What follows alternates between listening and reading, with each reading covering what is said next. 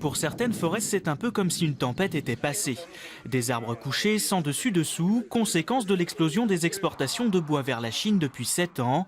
Une situation qui inquiète les scieurs de la région. Toute exploitation faite pour ce lieu est souvent bâclée et c'est dommage pour la profession, pour les scieries locales. La matière première s'enfuit et dans les scieries, l'activité ralentit. Selon une enquête de la Fédération nationale du bois, les scieries de chêne ne tourneraient qu'à 67% de leur capacité.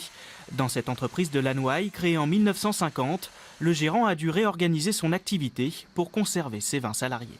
Mon activité parquet, elle a chuté de 80% parce que tout simplement les produits ils partent en grume pour la Chine et ils reviennent vendus chez nous en France en parquet avec un prix qui est bien inférieur au nôtre. Pendant que les exploitants forestiers français souffrent, les Chinois, eux, se frottent les mains. Car le bois français n'est pas taxé à l'export, il est donc bon marché.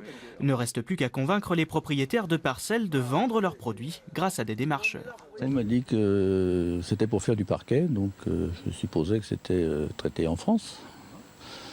Et je découvre là que ce n'est pas du tout le cas.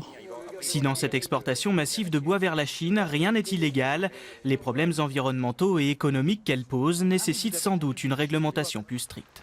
Il s'agit aujourd'hui d'une réglementation européenne qu'il faut modifier et arriver à taxer à l'export les bois qu'on coupe en France. La balle est désormais dans le camp de l'Union européenne. En attendant, une délégation sera reçue au ministère de l'Environnement.